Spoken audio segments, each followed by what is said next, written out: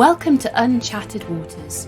In this episode, we discuss blue carbon, a key tool in the climate change toolbox. We explore how marine habitats can lock away atmospheric carbon from our coasts to the distant seafloor, both locally and globally. Most importantly, though, we discuss the importance of partnering up with nature to top up how we tackle climate change.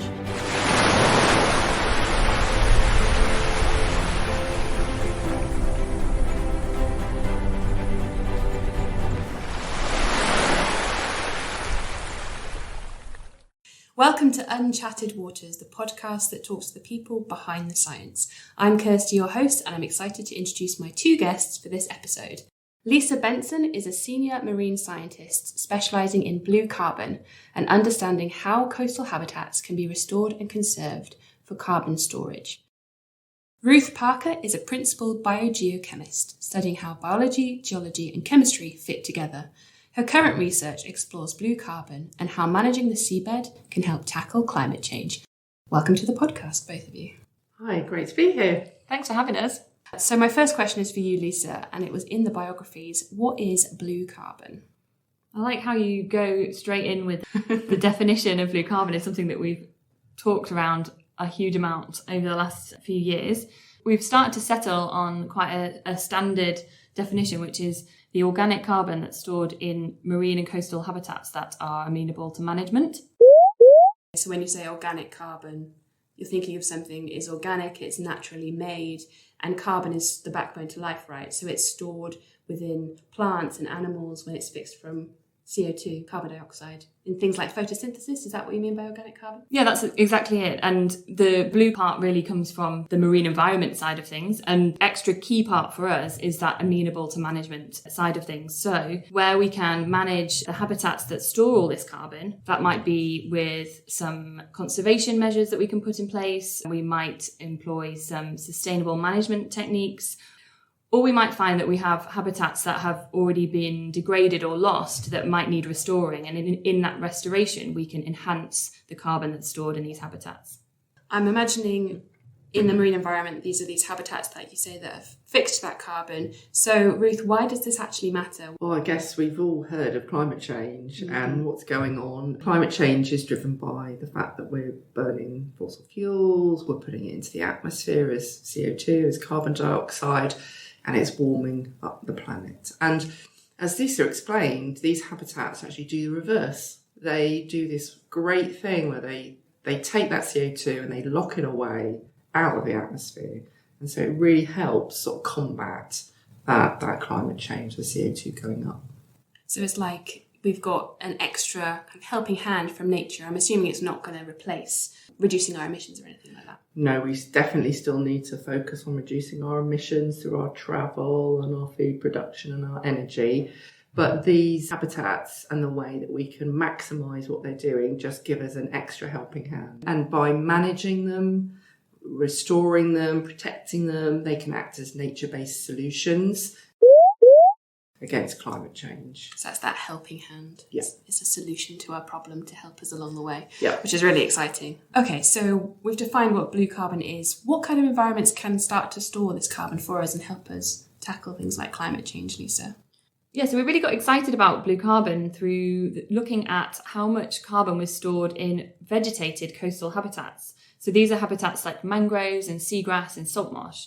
And we're starting to think about different habitats now, but really the story began with these green habitats along our coastlines. So these are vegetated habitats.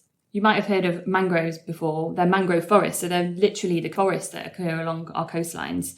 And these forests are all found in tropical areas or subtropical areas. So we don't actually find them along our coastlines in the UK, but they were really where the first research started to be done on blue carbon.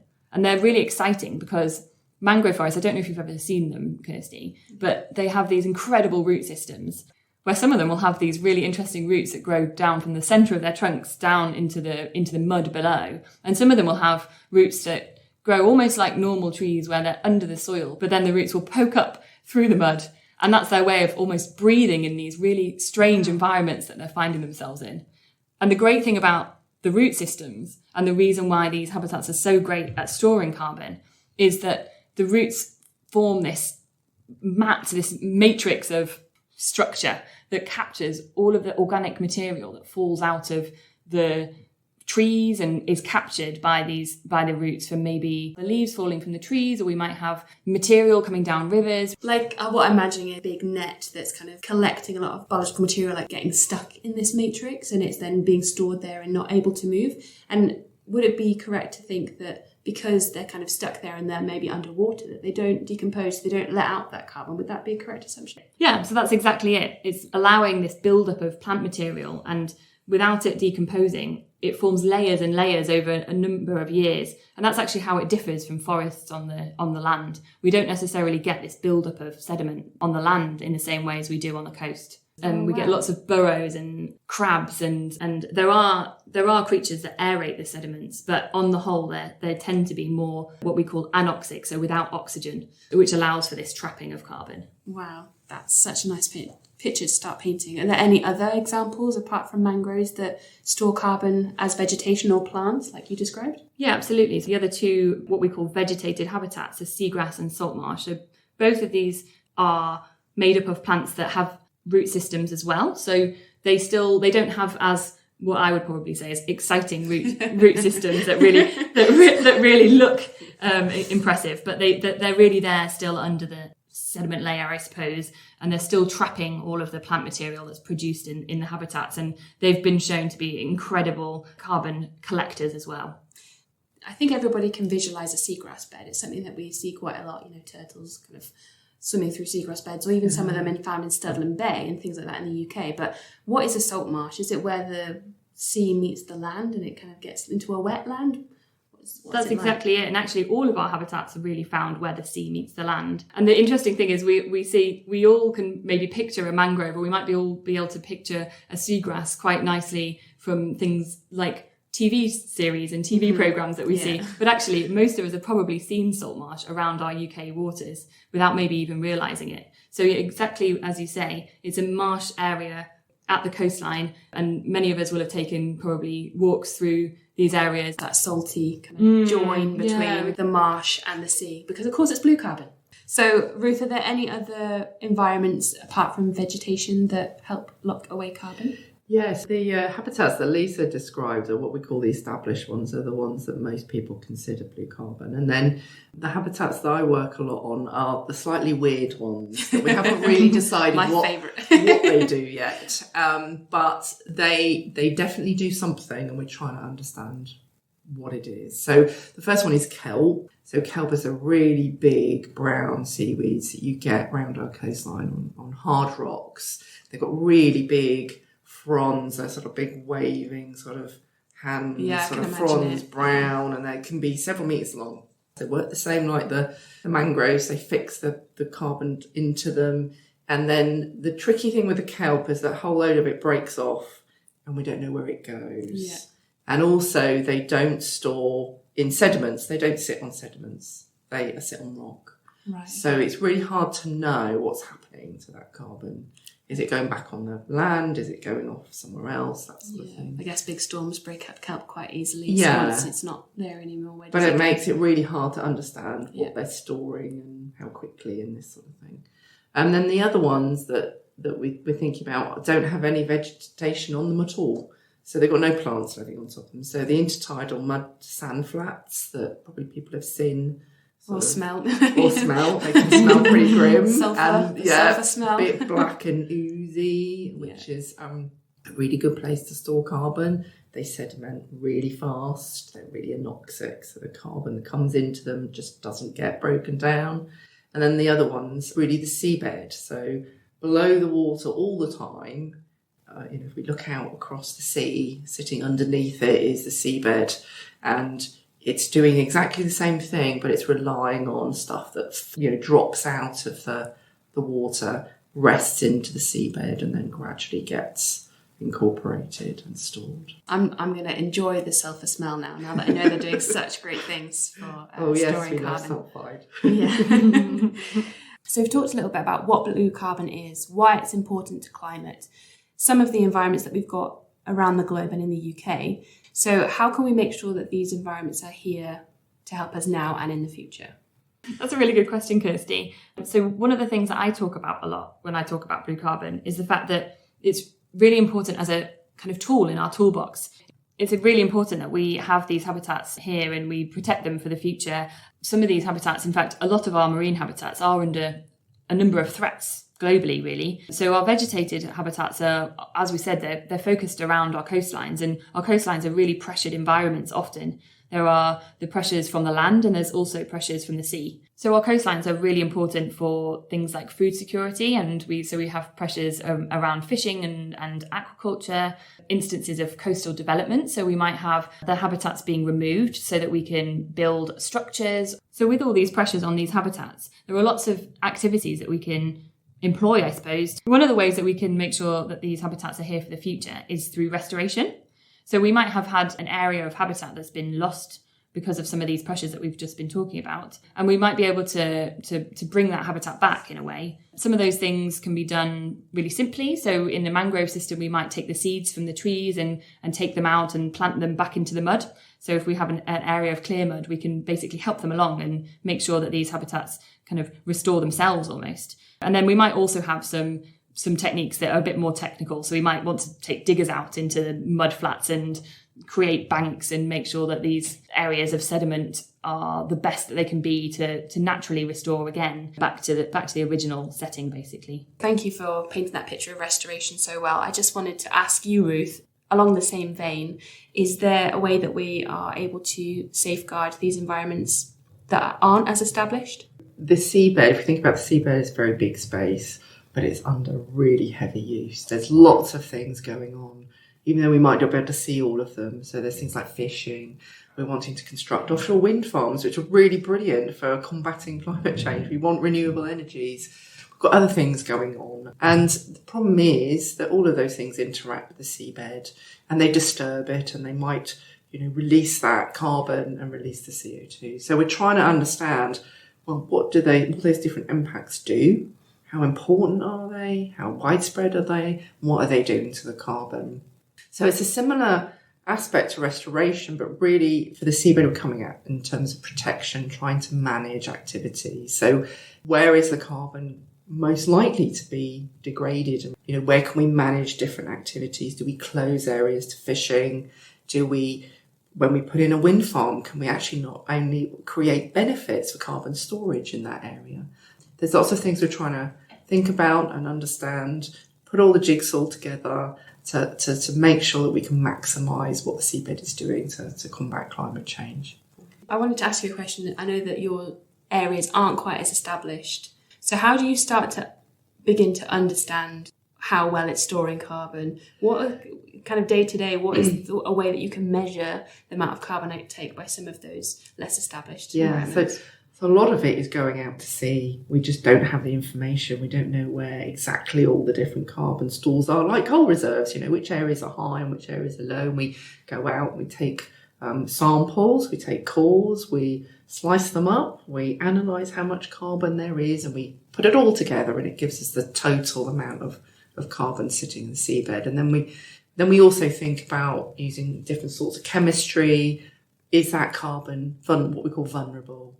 Is it like a diamond, or is it like a cream bun? I'm not sure cream bun, they're the right analogy. But a diamond, you could do, whatever you do to it, it's not going to change. I'm definitely hungry now. Whereas a cream bun, it's going to be eaten by me straight away. It's going to be gone. And so in other words, is the carbon totally stored, locked away, never going to move, or is it actually really vulnerable? We've got to be a bit careful about how we manage it. So that's the first thing, and then we need to know, what do all those different things do when we build a wind farm? What's it doing, in terms of affecting the carbon? And when we fish, what's that doing? Yeah. We still don't quite exactly know. Yeah. But by taking those measurements, putting them together, we can make decisions about, which bits of activity we don't want in certain places, which areas we really don't want a load of. Based on what we know already. Absolutely, yeah. Okay. So it sounds to me like there's two different approaches here that we've talked about. We've got the coast and we've got the seabed, but they obviously add together. Is there a way that we're combating this in a holistic way, and we're doing it, combining your two expertise to then try and understand the full picture of blue carbon? Is there a way that your two are interacting?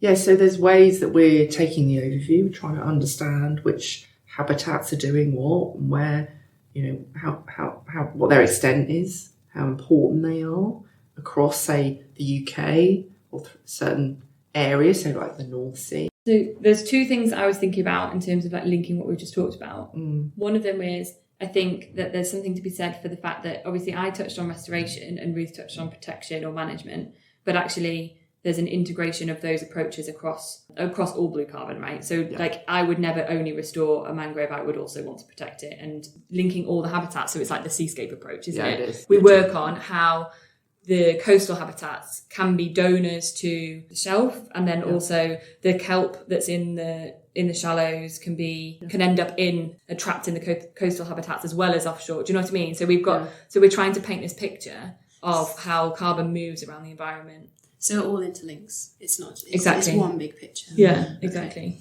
If I was going to build a really successful blue carbon project in a coastal habitat or coastal wetlands, then I would want to make a mosaic of the restoration area as well as an area that might not have been under threat and is now able to be protected as well alongside. So you kind of get the double whammy of enhancing the carbon capture through restoration, but also protecting the carbon that's stored in some of the habitats that are still in a really good nick. We've talked about the habitats being individual, mangroves, seagrasses, but actually within any area, they're all interconnected with each other. And also, so the catchment, so they're integrated with the estuary and the... Sorry, the javelin's gone off. What do you mean, the catchment? So a river system, as it flows into the sea, drains an area of land.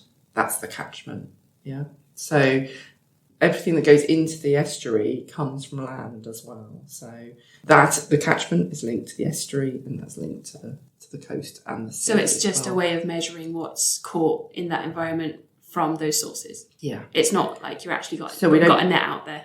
Yeah. It's more of a technical term that's the area that you're considering is within that zone, so it's within that catchment. Yeah. Okay. Yeah. Great. So that I was imagining you like with your sediment core at the end of the river with a net and catching carbon. No. So thank you for clarifying. And so it's just really important that we understand that all those elements are linked together and managed together as well. Yeah. As one sort of overview of what everything's doing together.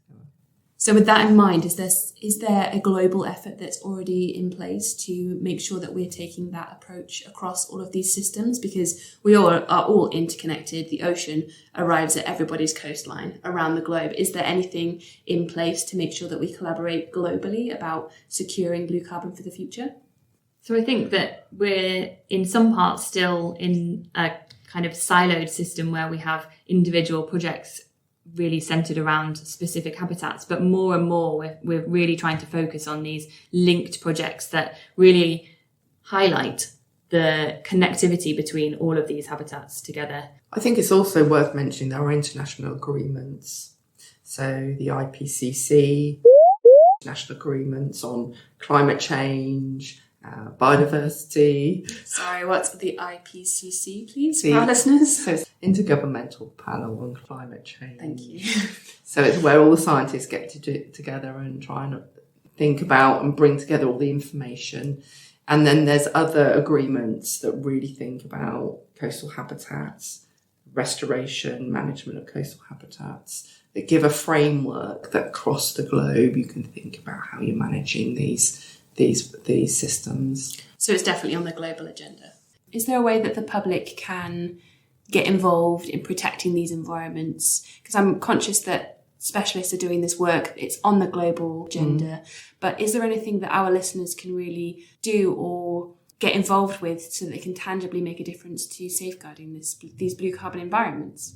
I'm going to throw it open to the floor and either of you can take up the baton. Or you can nominate each other. I was going to say, I think maybe some of the easiest things for us to do is where we can actually access some of these habitats. So it might be a little bit easier to think about our coastlines and the habitats that occur around our coastlines. And as we said before, the ones that we see in the UK, the most are salt marshes.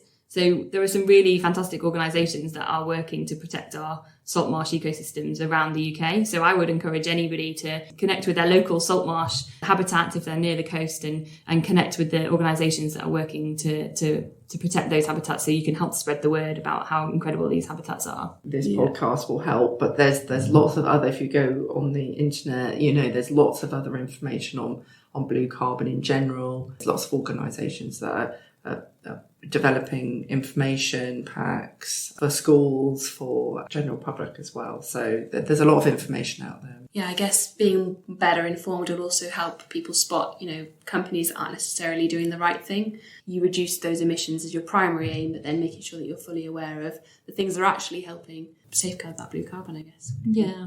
That's a really good point, actually, Kirsty, because I think that's something that we're really conscious of in this topic area, is that these habitats are really important globally for lots of different reasons that hopefully we can touch on. But we need to make sure that we're reducing emissions globally, and then using these habitats and using the management of these habitats to almost kind of top up our tackling climate change. So it's absolutely not a solution on its own, but it's part of the solution. Knowing that there's a way that we primarily need to reduce our emissions, but a way that we can top up that effort with blue carbon. Does that mean that blue carbon is the only thing we need to do as well as emissions? Or is it not the end of the story?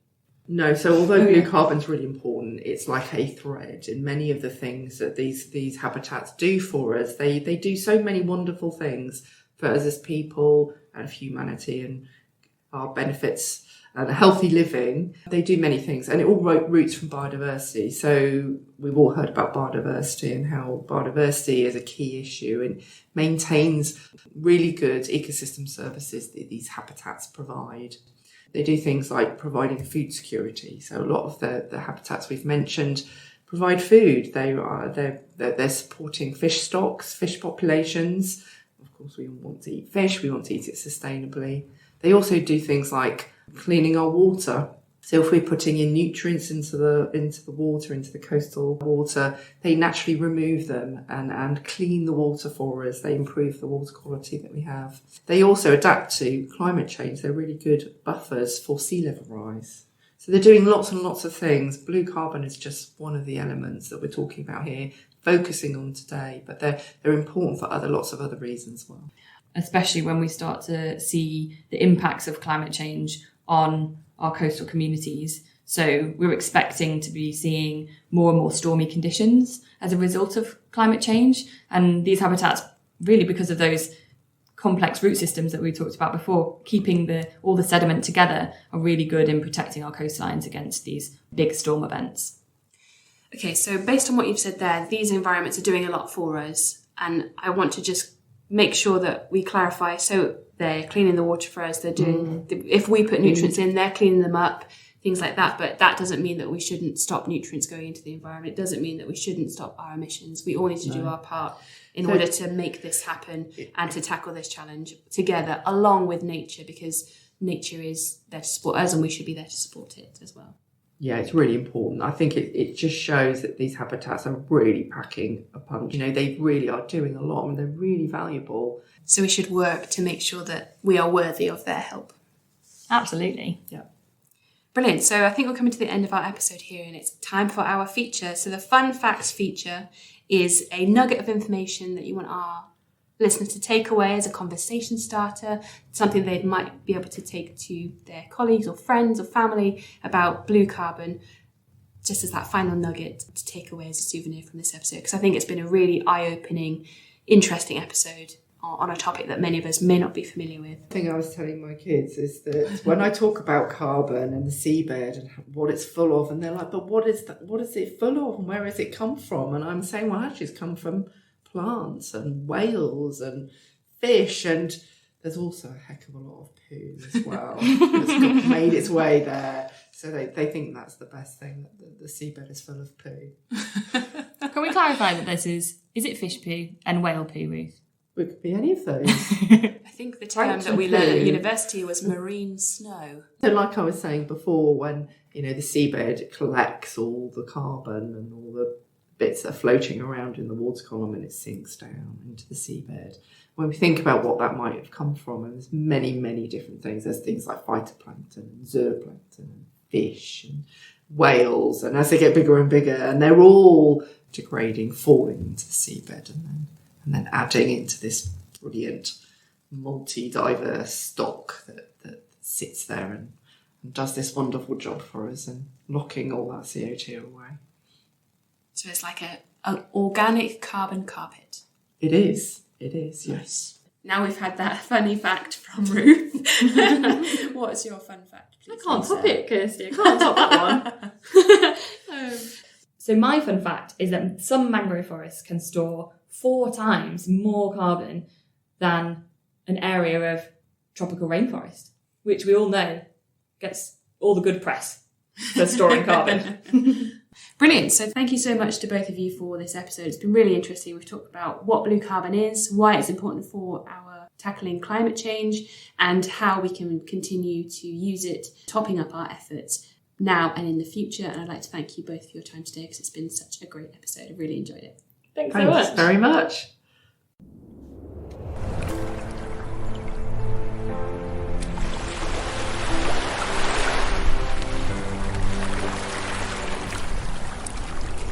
Thank you for listening. This podcast was made by CEFAS, the Centre for Environment, Fisheries and Aquaculture Science. To keep up to date with us, follow us on social media using @CEFASGovUK.